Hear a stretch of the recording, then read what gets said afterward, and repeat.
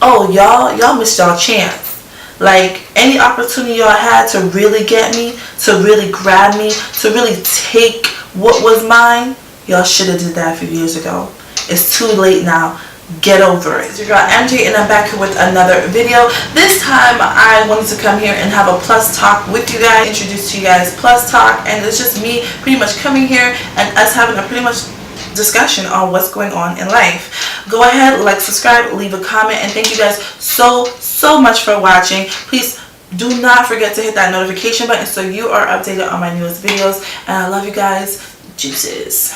Stay tuned and hit that thumbs button.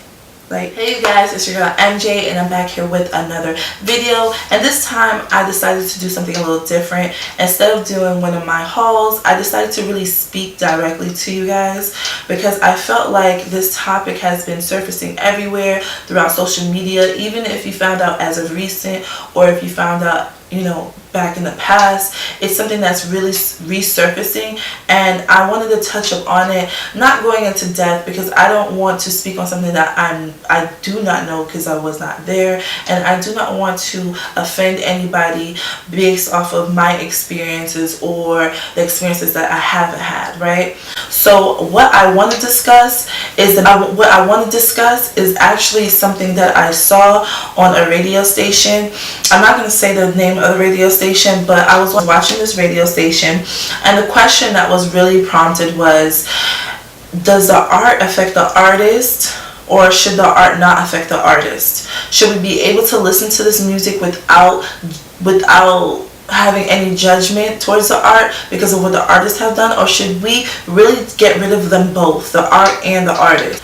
Now, that question really kept puzzling in my mind, because I felt like there's so many different angles that this can go, and there's so many different perspectives, and personally I don't think any perspective is wrong, because it's based off of what you've experienced. What I want to talk about is R.Kelly and his art, and my perspective or my opinion on what should I do now that I know all this information is being put out here. Do I continue to listen to his music or not? Do I ignore the facts, or am I part of the problem, you know? So I really wanted to discuss this, because I felt like it was a great opening discussion, because as viewers we all have some tie to this storyline, regardless of what people want to say, where they're like, you know, I don't want to get into it, I don't want to be publicly, I don't want to put out my opinion doesn't matter. Regardless of it, I think everyone could share something regarding the story, and I just wanted to come here and just give you my perspective. So let me start off with the art, right? So I remember listening to my first R.Kelly song, and I think I briefly heard some of his music when I was younger, like when I was maybe in like elementary school. I probably heard some of like maybe Bump and Grind. I think I heard a few of it, but like little clips, but I really didn't listen to it. The one R. Kelly song that I can remember that I fell in love with was Ignition, and I remember falling in love with that song when I was on the bus going to school and from home, right? And from home to school, I remember my commute being on the yellow bus and hearing R. Kelly on the radio, the Ignition song. Oh, ignition to ignition, mama rolling black body, got every man in here wishing, sipping on coke and rum. I'm like, so what, I'm drunk. It's a freaking weekend, baby, I'm about to have me some fun.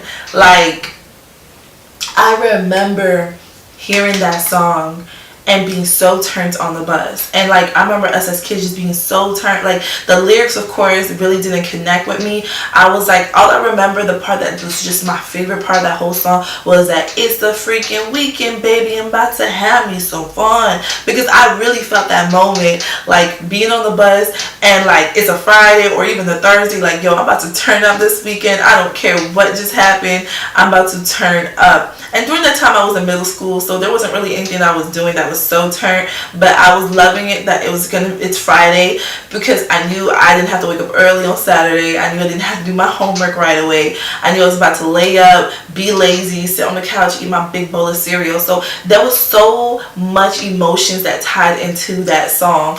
So again, me being a young kid, I fell in love with that. Like, that's what I fell in love with, that particular song.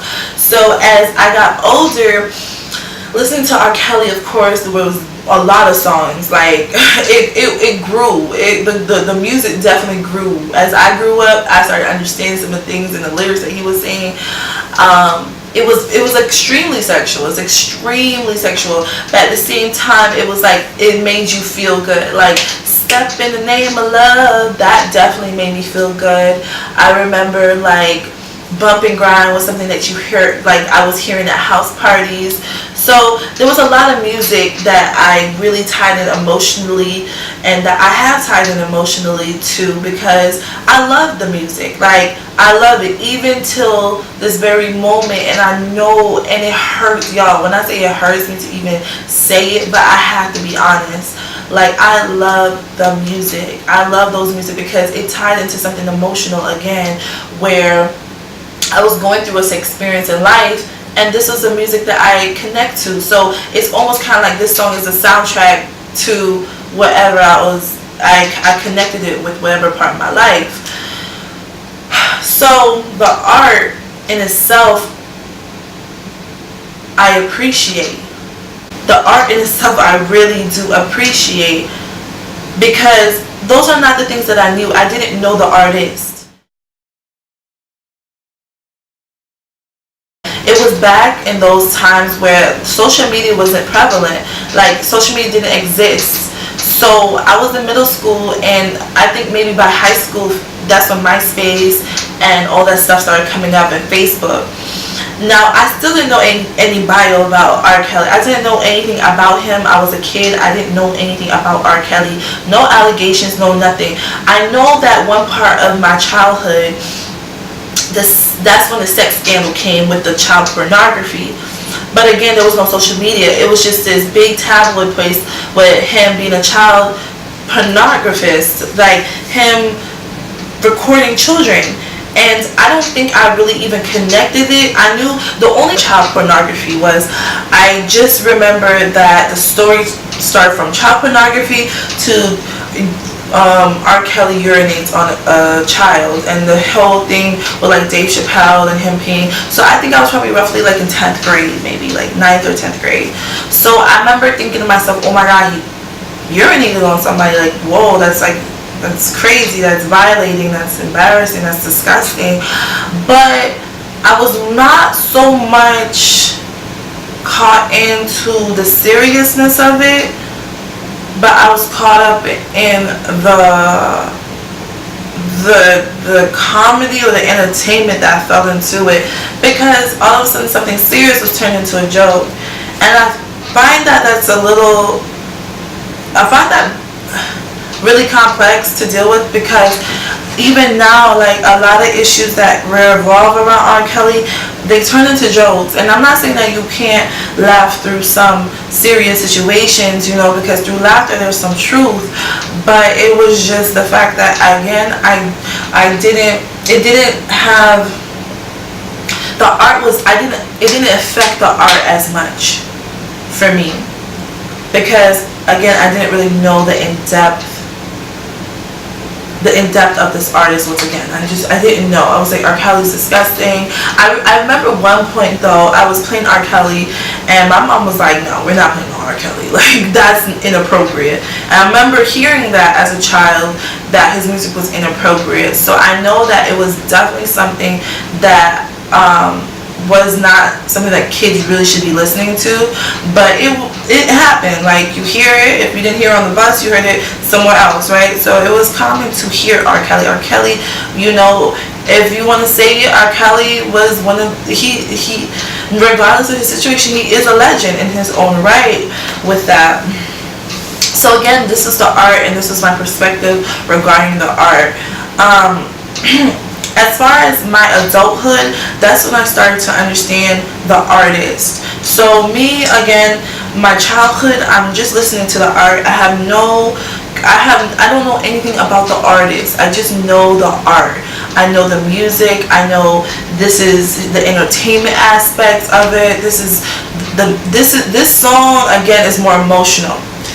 Then I go into the artist, where the allegation starts to resurface again in my adulthood, where I'm hearing little things with R.Kelly. There was this one tablet, I think they were covering regarding something about some new facts resurfaced with the case of the child pornography.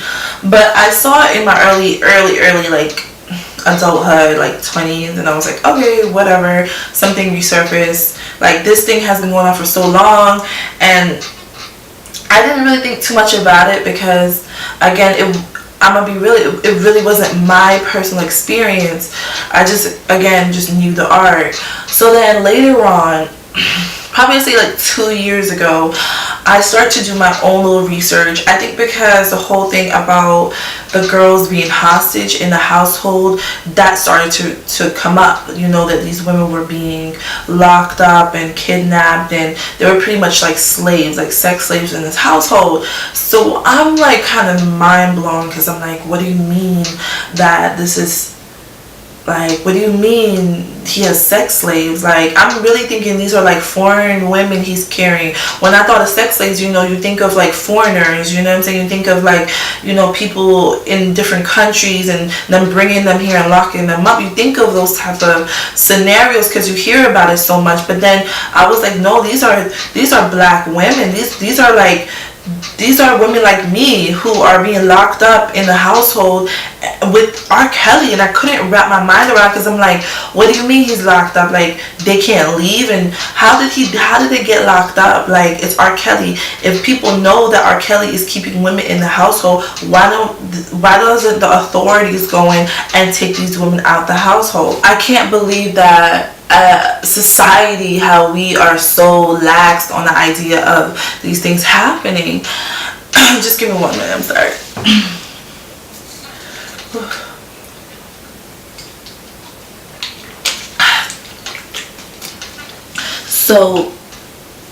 So again, I did my own research. I started finding all this information. Yo, I'm gonna tell you now, if you do your own research on the R. Kelly thing, it's like, it's so many allegations, so many conspiracies, so many opinions. It's so much that I literally cannot keep up. I really cannot, like, I really cannot keep up, because I was like, yo, what do you mean all these things have been happening and no one has done anything about it? So going back into the research, I remember finding so many different articles, bloggers, everything. I found so much information, and I really got self-consumed into it, because again, I never knew this side of R. Kelly. So when I found out all these allegations, and I started connecting dots, and I started thinking, okay, this is my opinion, that this person might be telling the truth, or this person may not be, or this might be fabricated and this may not be fabricated. You guys, by the time I have been finished doing this research, the only thing I could say is that I was confused. And I'm still very confused. And when I say confused, I really mean in the sense of, like, I know it's there in front of me. I don't think I'm in denial, because I know it happened. But I do think I'm in denial of the extent of it. Maybe I might be in denial of, like, this possibly could be, the truth that is being told possibly could be even worse than what I imagined, or that it could be fabricated to more what I've imagined, you know, if that makes sense. So it's making me think, like, maybe the truth is just being thrown at us, or maybe it isn't. Maybe this is just, and it really made me think like, yo, like R. Kelly as an artist, like who, R. Kelly is a pop star, like who does not know R. Kelly? And I don't know if I put this as a disclaimer, but as far as surviving R. Kelly, I've only watched part 1 and part 2 because I pretty much imagine already what the other parts are going to be about. Because I've done my own outside research, I know kind of a little bit where it's going towards. And in surviving R. Kelly, and again, we're talking about the artist now, not so much of the art, but the artist and how I connect and how I feel about it. He says this one part that really stands out to me, and I'm reading from my little booklet, you guys, because, you know, writing is fundamental. So, in the part 1, he actually has this comment that he puts up on YouTube or social media on another platform, and he's pretty much talking to a group of men and how he's saying pretty much black men need to stick together because black men, this is what they do, they try to break us down. Whenever we have success, they don't want black men to succeed. Look what they've done to so and so. And pretty much he's trying to convince this room, and this room is well convinced that what allegations towards R. Kelly is pretty much biased. And he says this quote that stood out to me the most, and the quote is, "Got a million beep that hates on me, 40 billion who love me. I'm handcuffed like a lot of you mother beep. It's too late. They should have did this 30 years ago. It's too late." And when I heard that quote from R. Kelly, I really felt like he was admitting that if y'all mother effers really wanted me, y'all should have did that. Like, he pretty much is saying, and this is my opinion, MJ's opinion, it's not law, but my opinion, I felt like he was saying, oh, y'all missed y'all chance. Like, any opportunity y'all had to really get me, to really grab me, to really take what was mine, y'all should have did that a few years ago. It's too late now. Get over it. And I really felt like, in quote, he was saying that. And I feel like he was then saying, like, I'm handcuffed like a lot of you mother beep. I felt like he was saying, like, oh yeah, look at what they're trying to do to us as a people. So I feel like he's bringing us into a space of he's trying to connect to black men and saying, like, oh, look at how the system hates us. They hate us. They hate me too. Don't you realize I am you and you are me? But really, what the issue really is the fact that R. Kelly, you actually really did these crimes. And I don't know if you really convince yourself to think that you haven't done a crime, but you have done it. Right? And he's trying to connect with maybe more of an innocent man who may have not really done a crime, but he's saying because you black and I'm black, that's why they handcuffed us. But no, maybe you're, like, in my mind, I'm thinking, Mel Kelly, you're handcuffed because you really should be handcuffed. Like, you really did it. Regardless of how the extent of it or if the truth is being fabricated, the facts are there. The evidence are there. And it's just, as a society, we have failed. That's why you're still doing whatever you're doing, you know? But that really connected with me when he just said that comment, and then he goes into saying that y'all should have got me 30 years ago. It's as if he was like taunting that in our face, like he was dangling that in our face as a society, like, yeah, look at that, y'all didn't do anything to me 30 years ago, so leave me the freak alone. That's what I got from that. And when I heard him say that remark, it just kept rubbing me the wrong way. Like, in part 1, I just really could not get over it because I was like, that's pretty much a guilty man telling you he is guilty, but he is not going to pay his time. He's not going to do his time because y'all messed up as a society. Y'all, the judicial system is messed up, so leave me alone. It's not my fault that y'all didn't get y'all ducks in a row. It's not my fault that people went up there and they lied and y'all didn't have the chance to have a rebuttal or have enough evidence to prove me wrong. I gave y'all a chance and y'all didn't take it. And I felt like that's what he was saying. So pretty much what I'm saying sums up is the fact that now I'm taking a lot from this artist, right? So I'm listening to this artist and I'm saying to myself, wow, this is a person that I have emotionally connected all the music to, from his art, all the art that he's put out there. I've emotionally connected myself to his art, and now I have the artist in front of me, and this is what he is.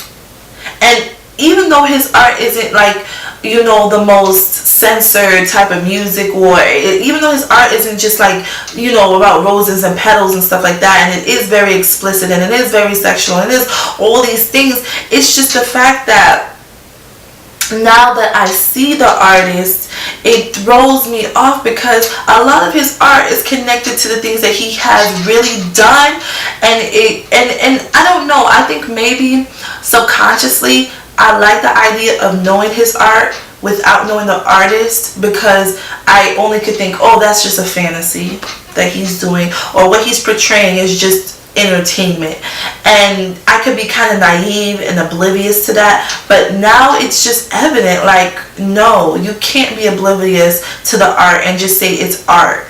It's a part of the artist, and that's what makes it so impactful, and that's what makes it so disturbing, because when you think of the art, you enjoy the art, but then when you think of what the artist has done, it makes you feel disgusted as a viewer, a listener, a fan, because you appreciate the art so much and he distorted it, and he took us as fans for advantage, and he dangled the things that he did. Like, he put out so much content regarding child pornography, y'all. The subliminals are disgusting. Like, when I did my research, I was like, are you serious? That's what that meant? Mind you, I'm looking at it again with the blind eye of just entertainment, and not realizing this man is telling us as viewers, this is what I'm doing. And I don't know, and maybe again, I'm just not really looking at it with a whole open eye and listening, but I feel like I'm pretty aware. But again, what I'm thrown to is looking at the artist and thinking to myself, yo, you had a responsibility as an artist to hold yourself to a certain accountability. Now, I'm not saying one sin is bigger than the other. I'm not saying one problem is smaller than the other.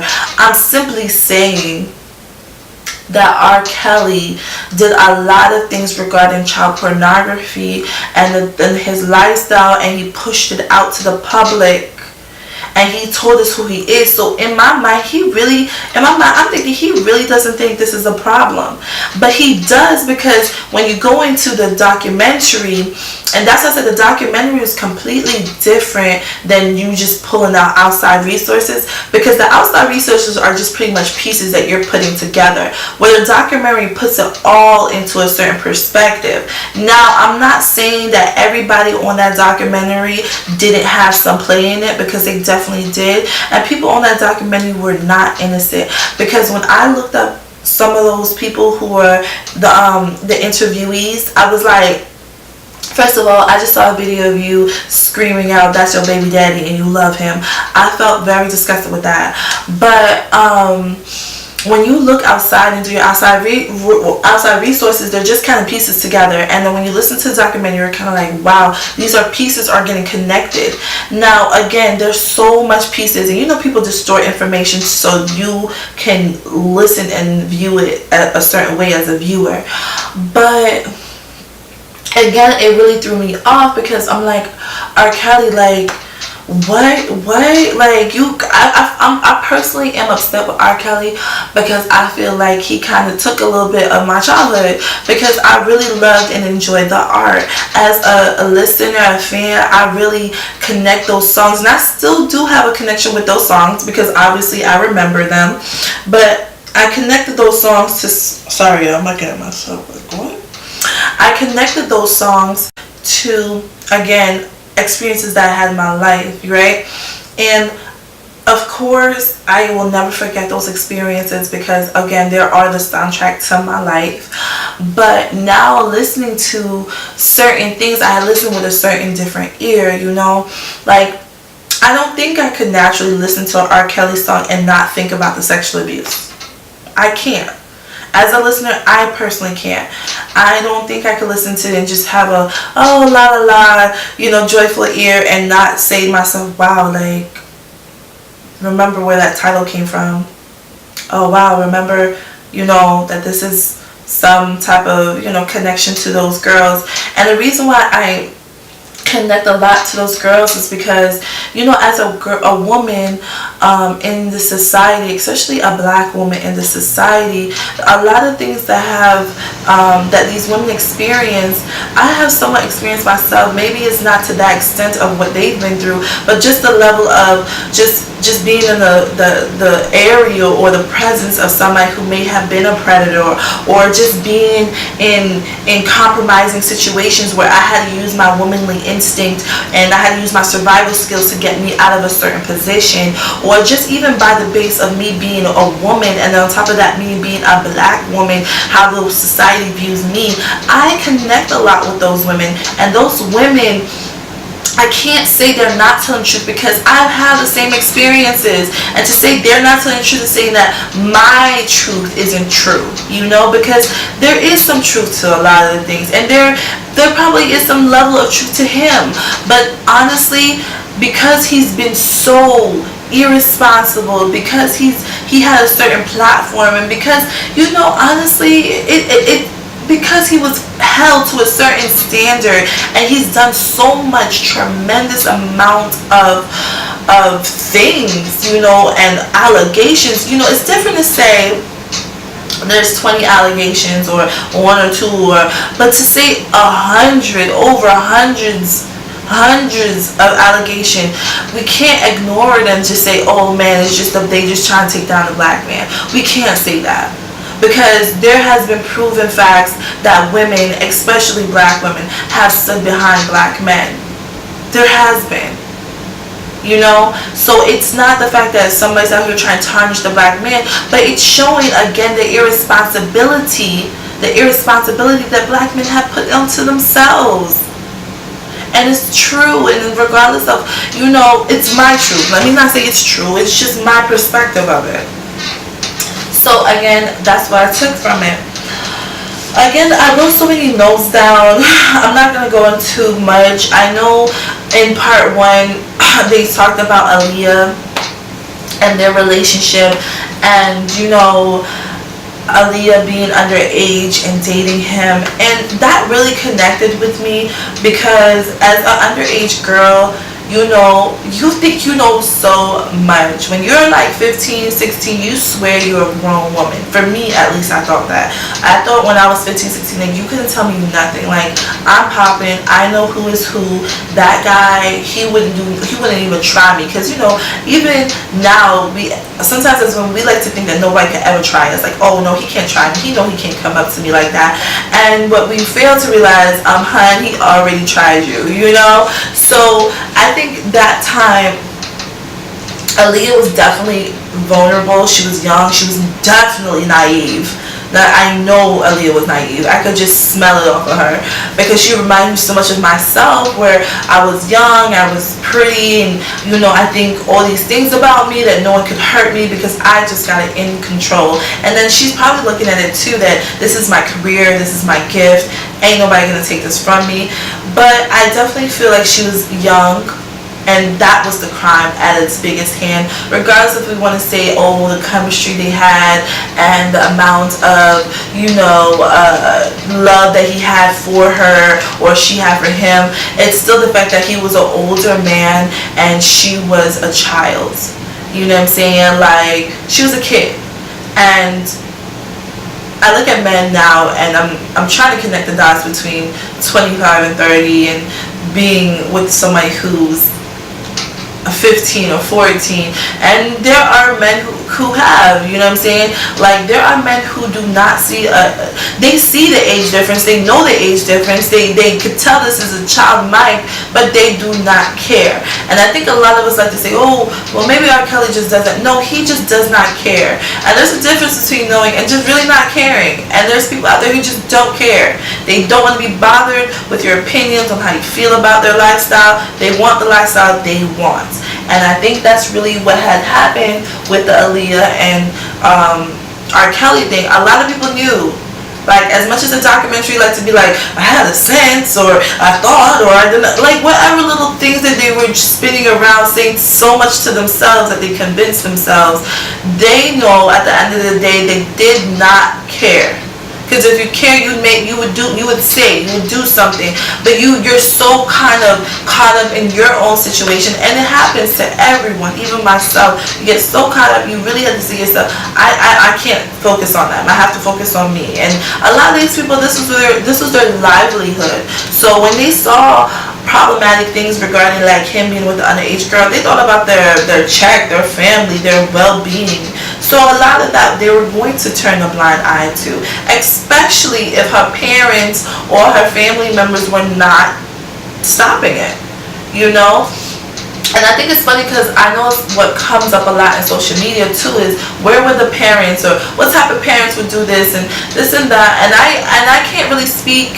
Well, I'm not gonna say I can't really speak, but what I am assuming with some of these parents is that they were tempted and they were in the face of temptation. And with temptation, they thought, well, what temptations come with some risk. And I don't know if they knew the extent of the risk, but the risk came with a price. Temptation came with a real price. Whatever they asked for came with a price. And maybe they just didn't understand or know the extent of it. And that's not an excuse, but I think that's something that may have been a factor. Pretty much that just sums up my perspective regarding the art to the artist. Again, I want to know from you guys. I really want to know from you guys. Are you able to separate the art from the artist, or do you feel like the art and the artist go together? And if the artist isn't acting right, that the art has to go. Do you think the art and the artist goes together, or do you think the art and the artist are two separate things? You know, are you able to listen to his music without feeling affected, or do you feel completely conflicted listening to his music because of the artist? So go ahead, leave a comment, go ahead, subscribe. Thank you guys so much for listening. Like, subscribe, leave a comment, and I'll see you guys next time. Deuces. Oh, and please do not forget to hit that notification button so you are notified on my next video. Thank you so much for listening to this Plus Talk, and deuces.